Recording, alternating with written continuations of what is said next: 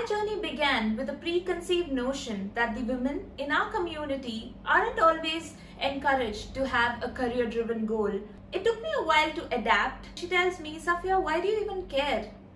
In your community, after all, you just get married and sit at home.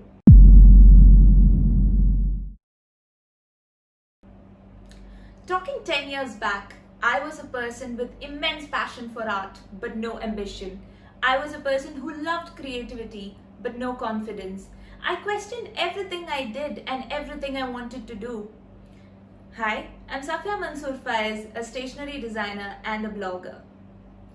I come from a Kutchi Muslim family settled in the south of India, Kerala, for generations now. My journey began with a preconceived notion that the women in our community aren't always encouraged to have a career-driven goal or to pursue anything they wanted to do. Fortunately, my family thought differently. We are 3 girls and my parents always encouraged us and supported us and never made us feel anything lesser. My mother is my biggest example, who started her own primary school 30 years ago. Yes, 30 years ago. Though things have changed drastically now, mindsets are evolving. But even now, the societal norms, societal pressures, and the taboo of what will people say still exists. With all these things revolving around me, there were a few major decisions that were made in my life that made me the person I am today and led me to do whatever little I'm doing today. One major decision came with the switch of school for higher studies. I went to the Navy school. Yes, the Navy. A world of its own. Rules, discipline, ambition, career were the most discussed topics there. It took me a while to adapt to the change and make myself comfortable. Slowly, while I was gelling in, there was one incident that happened that stayed with me and struck me so hard. I was having a random conversation with someone I just met. We were talking about future and our plans and goals. When she looks at me and she tells me, Safia, why do you even care? In your community, after all, you just get married and sit at home. I was so shocked and taken aback. I didn't even know how to react. I came back home and I somehow couldn't let this comment just leave me. I decided to work hard, so hard, and achieve everything I could at that point. Not to prove her anything, but to prove myself that I am capable, that we are capable. I realized that things don't always come gift wrapped to you. Some changes are good, some changes are difficult to make, difficult to decide. But some changes make you a better version of yourself, and we all should embrace it. Another major aspect in my life is travel. Travel reformed me as a person.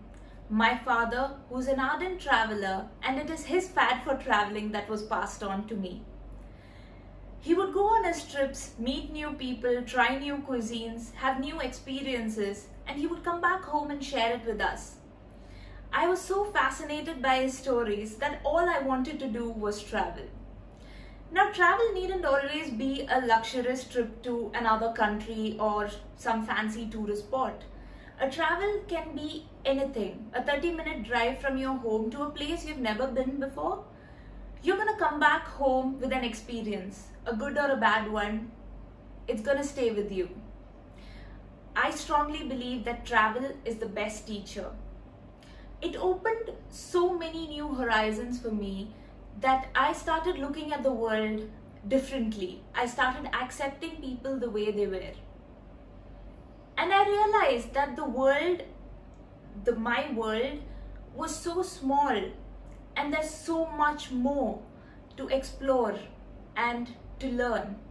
And that is what the impact travel had on me.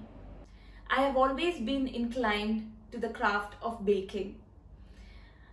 I admire the people who are into the field of baking because it needs a lot of patience, a lot of passion to succeed in that field. I loved that feel so much that I wanted to give it a try. I felt I had it in me. That's how I started a very small entrepreneurial journey in the field of baking by selling baked goodies. Little did I know that this would be the beginning to many more entrepreneurial journeys to come my way. After completing my 3 years bachelor's and making my way into the baking field, the next big question arrived: masters. I still wanted to do interior designing, and for that I had to step out of the city. Stepping out meant giving up baking for at least a brief period of time. My mom was very skeptical if I should leave all the comfort, the baking, and everything and start all over again. I was very confused, and probably that was the most difficult decisions I had to take. My dad came to me and said one thing: either you give it a try. If you're good at it, you succeed. But later, never regret that you didn't take up this opportunity or you didn't do what you wanted to do. That pushed me, that motivated me and helped me decide what I really wanted. I decided to go with the flow and I moved out of the city. I moved to Bangalore. Bangalore was a different chapter altogether, a new me. The 2 wonderful years of interior designing and how it all ended was even more wonderful.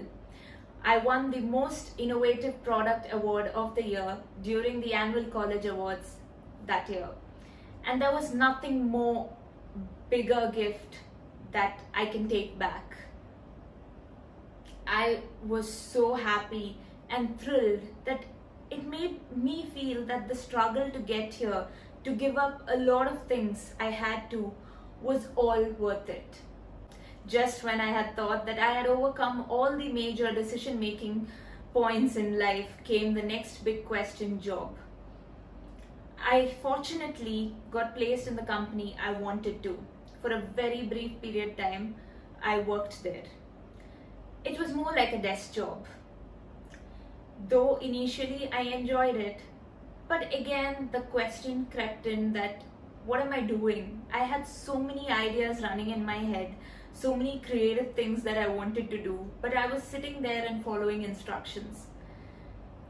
One day I happened to get one project to help design, and there were so many ideas I had in my head that I wanted to put into that, but I couldn't because I had no say in it.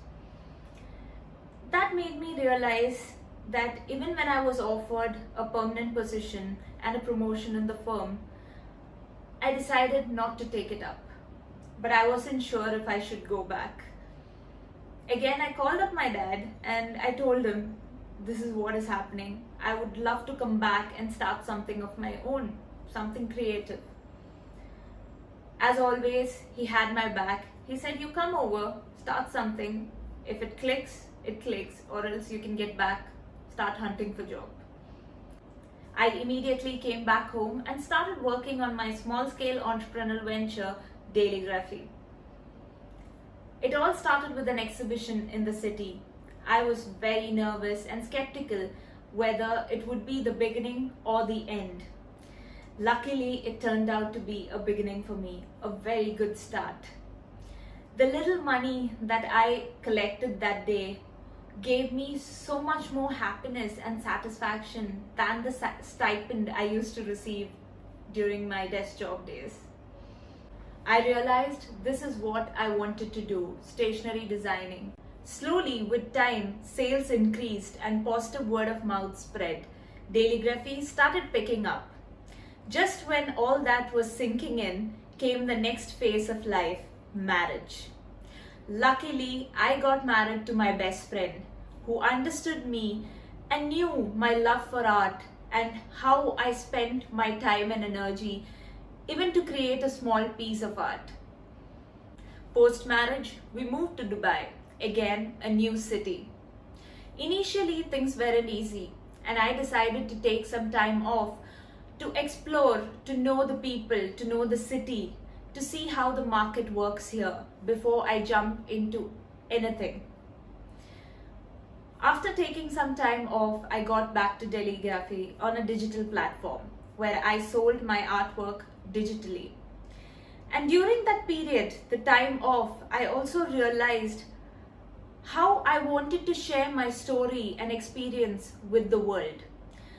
Even the smallest of experiences, even an incident that happened over a cup of tea, I wanted to share it all with you all. And that's how I began blogging on Instagram with the name Cocktails with Safia. Those are the tales that are closest to me, and I wanted to interact with all of you out there, meet new people across the globe, and that's what I'm trying to achieve with Cocktails with Safia. And I'm so happy that when I started off, I merely had a few hundred followers and the growth was very slow. Sometimes I ask myself, am I going on a right track? Are people enjoying what I'm putting it up there? And then within a few months, my content started receiving much larger audience. My page started growing. And I was so happy that I was able to connect with my travel, food, my photography with so many people. And that made me realize that lot of any work of art can go hand in hand as long as you have your heart in it. At the end, I just have one thing to tell all of you from my own experiences and my journey, that don't ever give up. Don't ever stop. The moment you yourself decide to put a full stop, that's the end of your dreams. That's the end of your journey. No third person can do that to you as long as you keep moving forward. Hardships, troubles, ups and downs are all part of a journey that make you who you are, that mold you to the person you become. At the end of the day, a better version. Thank you. Tell us what you think about this video and don't forget to like, share and subscribe.